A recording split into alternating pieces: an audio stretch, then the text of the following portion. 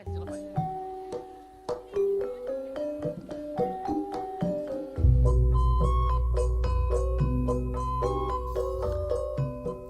dari kelas 8B dengan bangga mempersembahkan drama cerita Nusantara dari daerah Jawa Barat dengan judul Ciung Wanara.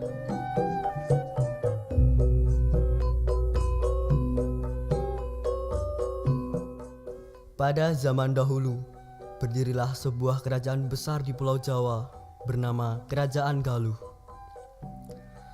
Kerajaan ini diperintah oleh seorang raja bernama Prabu Permanadikusuma.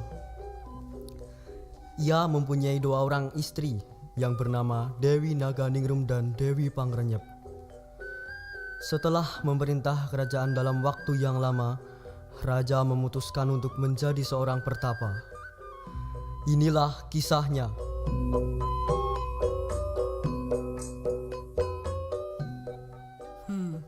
Alangkah senangnya menjadi seorang raja. Segalanya serba dilayani. Tidak seperti diriku, sekalipun telah bekerja keras, tapi tak bertemu dengan kesenangan. Kau ingin menjadi raja, Arya Kebunan? Baginda, ampun Baginda. Hamba kira Baginda sedang beristirahat di kamar. Jika kau benar-benar ingin menjadi raja, aku akan memberimu kerajaanku. Asalkan kau dapat menjalankan pemerintahan dengan adil dan jujur. Aku hendak pergi bertapa.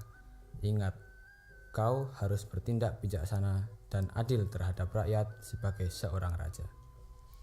Mohon ampun tuanku atas kesalahan hamba.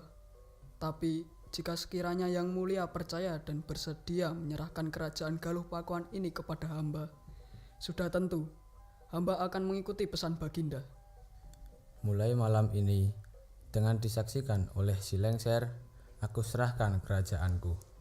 Namamu sekarang kuganti menjadi Barma Wijaya Kusuma. Laksanakan Baginda. Setelah serah terima, Baginda segera bersemedi dan lenyaplah Baginda dari hadapan Arya Kebonan dan Lengser. Prabu Permanadikusuma menjadi seorang Brahmana bernama Ajar Sukaresi.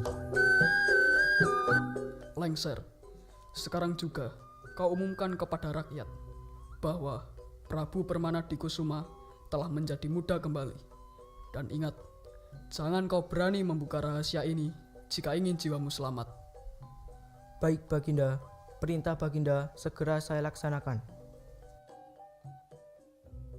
Wahai rakyat kerajaan Galuh, ketahuilah bahwa Sang Prabu Permanadikusuma telah menjadi muda kembali dan mendapat kesaktian dari dewata yang tiada tara. Raja Galuh Pakuan yang baru merasa dirinya berkuasa dan bertindak semena-mena. Ia lupa pada pesan Prabu Permana.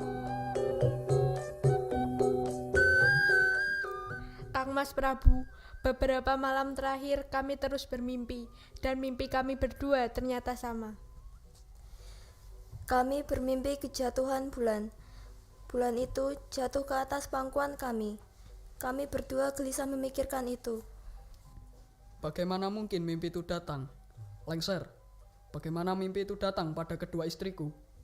Hamba hanya dapat mengusulkan untuk meminta petunjuk dari Pertapa Ajar Sukaresi, pertapa yang sangat sakti. Baiklah, panggil dia. Ada perlu apa Yang Mulia memanggil hamba? Kedua istriku mimpi kejatuhan bulan. Bagaimana mimpi itu bisa datang, Ajar Sukaresi? Mimpi ini sudah biasa terjadi pada wanita yang akan mengandung Yang Mulia. Apakah keduanya anak perempuan? Sebab aku mendambakan anak perempuan. Ucap Prabu yang sebenarnya tengah marah. Ia tak ingin anak laki-laki yang dipastikan akan merebut kekuasaannya suatu hari nanti. Putra Baginda, keduanya laki-laki. Hah? Kau benar-benar membuatku kesal. Kubunuh kau. Ajaibnya, kerisnya justru bengkok. Hadirin yang tiba pun terkejut.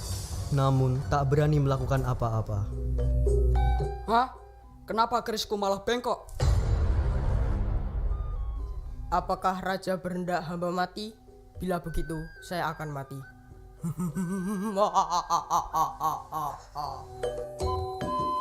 Ki Ajar Sukaresi segera bersemedi. Nyawanya kembali ke Gunung Padang. Di kemudian hari, Ki Ajar Sukaresi menjadi ular naga bernama Nagawiru. Pangrenyep, Naganingrum, beristirahatlah. Dan Lengser, ikuti aku. Baik, Yang Mulia.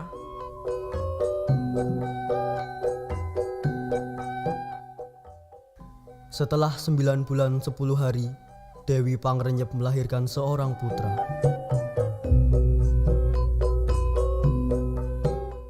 Bayimu sungguh rupawan, Pangrenyep.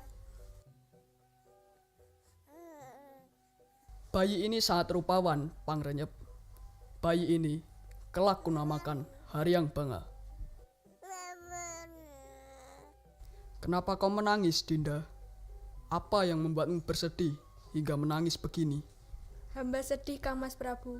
Sudah 10 bulan, tapi bayi yang Dinda kandung ini belum juga lahir juga ke dunia ini. Sabar ya, Dinda. Pada saatnya, bayi yang kau kandung pasti akan lahir. Sebaiknya kita banyak berdoa supaya dipermudah kelahiran bayi yang engkau kandung itu. Sekarang, kalian berdua pergilah beristirahat. Aku akan melakukan pujan.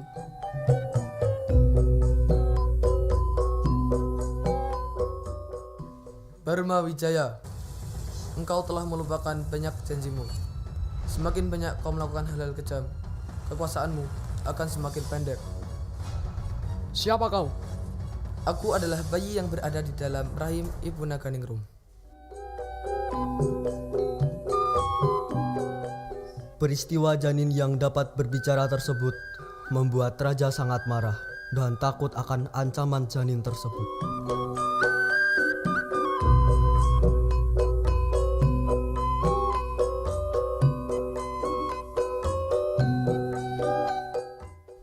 Pangrenyep, istriku, kemarilah.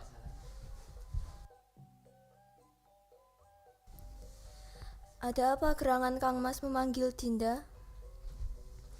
Pangrenyep, putramu Haryang Banga akan kujadikan penggantiku kelak. Benarkah? Tapi, jika Naganingrum melahirkan, putranya harus kau hanyutkan di sungai. Baiklah, perintah Kanda akan Dinda laksanakan.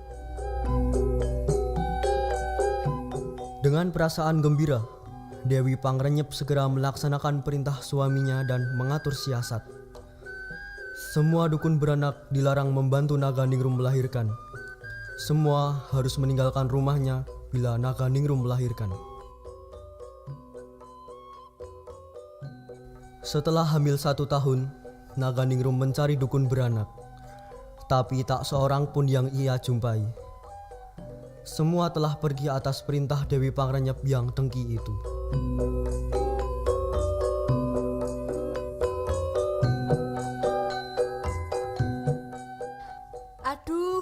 Aduh, perutku sakit. Apa aku akan segera melahirkan ya? Oh Naganingrum, kau akan melahirkan. Anakmu akan segera lahir. Ayo, aku bantu melahirkan.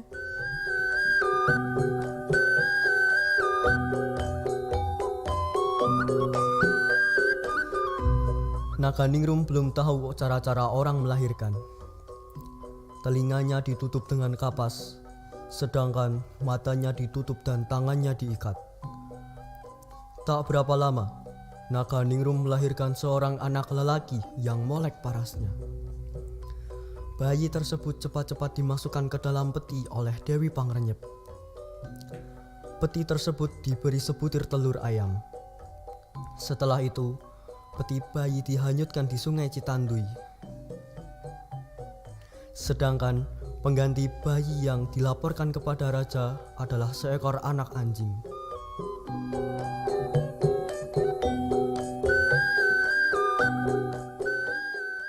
Ampun Kang Mas, Dinda baru saja membantu Naganingrum melahirkan bayinya. Dan ternyata Naganingrum melahirkan seekor anak anjing. Apa? Naganingrum melahirkan bayi anjing. Benar, Kang Mas. Memalukan. Peristiwa ini pasti akan menjadi aib bagi kerajaan. Lengser, kemarilah. Ada apa, Baginda? Apa kau masih setia kepadaku? Tentu, jiwa dan ragaku milik Baginda. Sabdamu adalah perintah untuk hamba. Bagus, terima ini. Untuk apa, Baginda? Bunuh Naganingrum. Tapi Baginda. Bunuh Naganingrum. Baik, Baginda. Perintah Baginda segera saya laksanakan.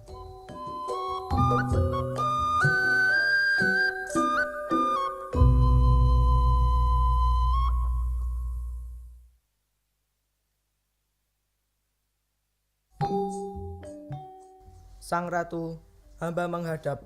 Ampunilah hamba, Ratu. Ada apa kau tiba-tiba bersimpuh di hadapanku? Hamba diperintahkan raja untuk membunuh ratu. Tapi saya tidak sampai hati membunuh ratu, karena Anda ratu yang baik. Bagaimana kalau ratu tinggal di hutan? Saya akan buatkan pondok untuk ratu di sana. Terima kasih Lengser, kau baik sekali. Kau masih mau melindungiku dari kekejaman Baginda Prabu. Sudah menjadi tugas dan kewajiban saya melindungi sang ratu.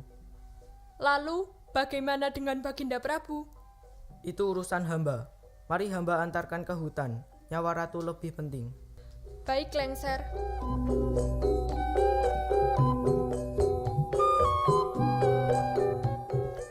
Pada suatu hari, peti yang berisi bayi hanyut masuk sungai Cipamali.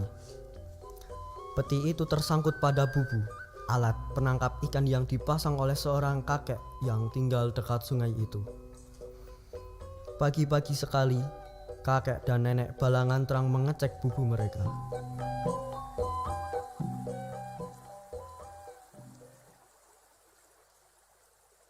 Mari, lihat ikan apa yang sudah kita tangkap. Nek, lihat apa yang sudah kutemukan. Kek, ada peti berisi bayi di sini. Wah, iya, bayi ini sangat rupawan seperti kakek. Mari bawa pulang dan rawat bayi ini, Nek. Kakek dan nenek balangan terang sangat senang merawat bayi tersebut. Kelak ia dinamakan Ciung Wanara.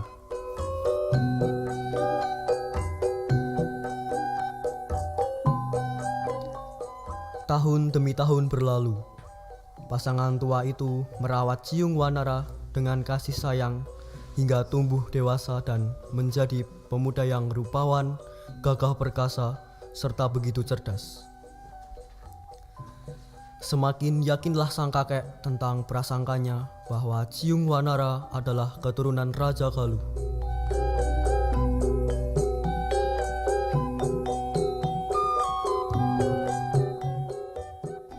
Kakek, Ciung Wanara, beristirahatlah sebentar.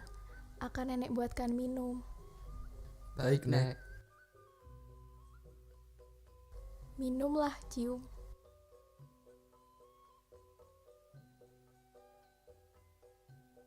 Kek, Nek, sebenarnya siapakah aku? Kenapa banyak warga yang bilang padaku bahwa aku bukan putra kakek? Ya, kau memang bukan putra kami berdua, Nak.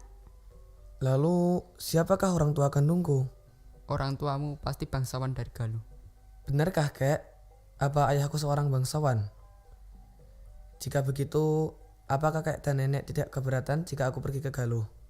Baik, kakek pasti mengizinkanmu. Nenek juga mengizinkanmu, tapi dengan satu syarat. Kamu tidak akan melupakan kakek dan nenekmu yang sudah membesarkanmu. Baik kalau begitu. Aku pamit. Ciung Wanara, tunggu sebentar. Bawalah telur ini, cari unggas untuk mengeraminya. Telur inilah yang dulu menemanimu ketika kamu hanyut dalam peti. Baik kakek. Kek, Nek, Ciung pamit. Berhati-hatilah, Nak. Sudahlah, Nek. Mari kita ikhlaskan Ciung Wanara. Iya, Kek.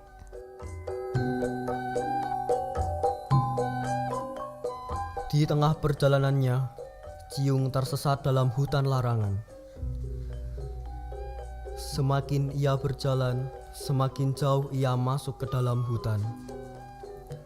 Saat hendak beristirahat dalam goa, ia bertemu Nagawiru, jelmaan pertapa sakti ajar Sukaresi.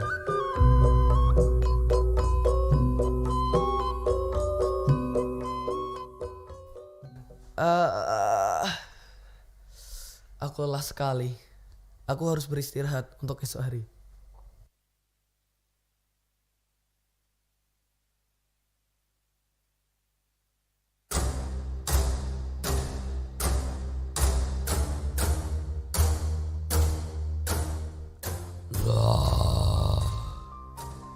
Kurang ajar sekali kau, berani tidur di pangkuanku. Bangun kau, woi, bangun. Wah, siapa kau?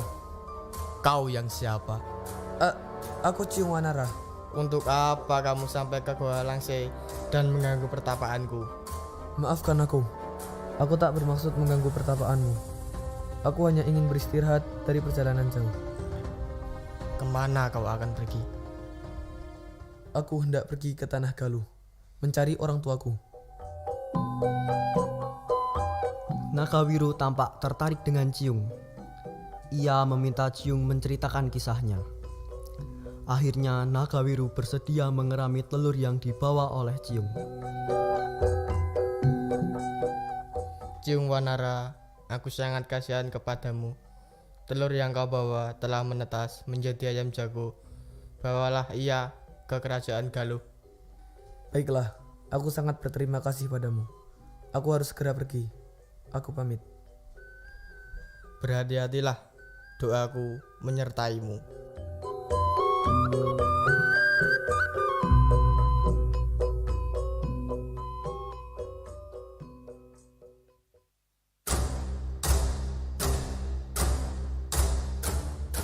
Sang Prabu, keluarlah.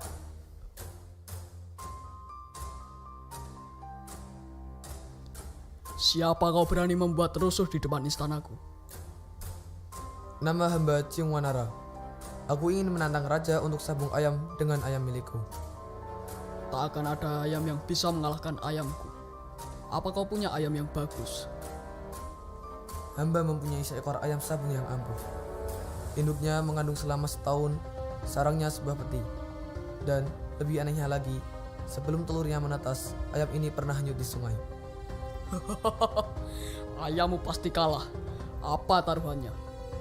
Jika ayam hamba kalah, hamba bersedia menyerahkan nyawa hamba. Tapi sebaliknya, jika ayam baginda yang kalah, hamba mohon diberi separuh kerajaan Galuh Pakuan. Baiklah, aku turuti tantanganmu.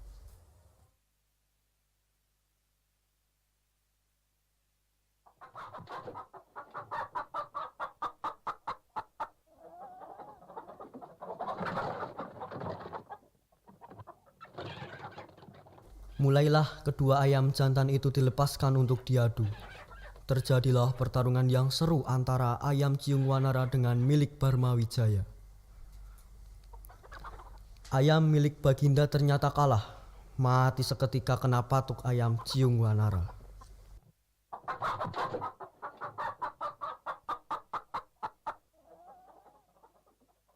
Baginda, penuhi janjimu. Ayam milikmu sudah kalah. Ayamku memang sudah kalah. Tapi, akan kuberikan tahtaku jika kau bisa mengalahkanku. Baik, sekarang majulah. Haryangba, hajar!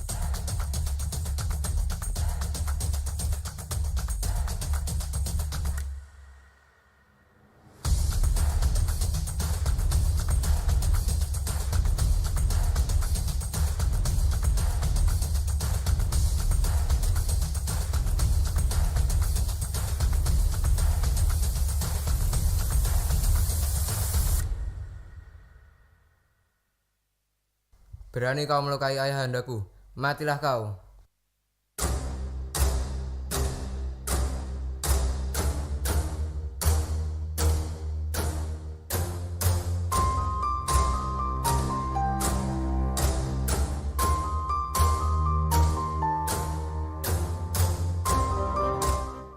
Cukup, Ciung Wanara, sarungkan kerismu.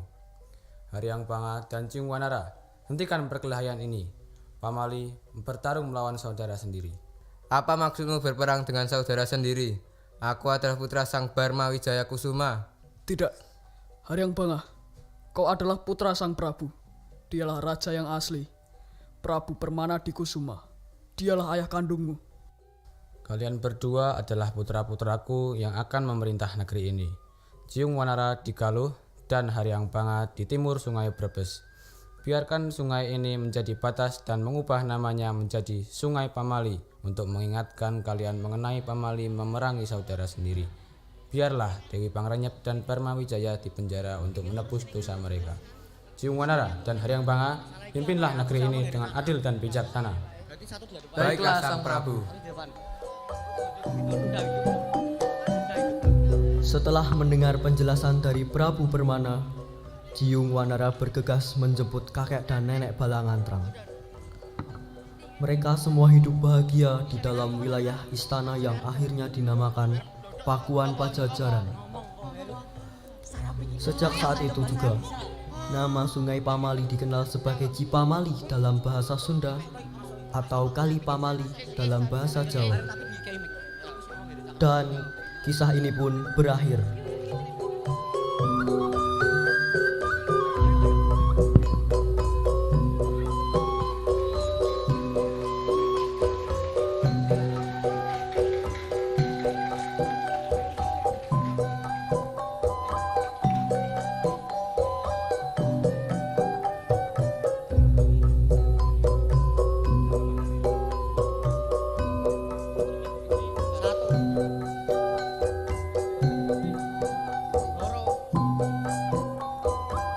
Heru Cakra.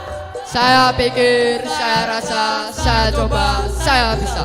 Saya pikir, saya rasa, saya coba, saya bisa, saya bisa, saya bisa.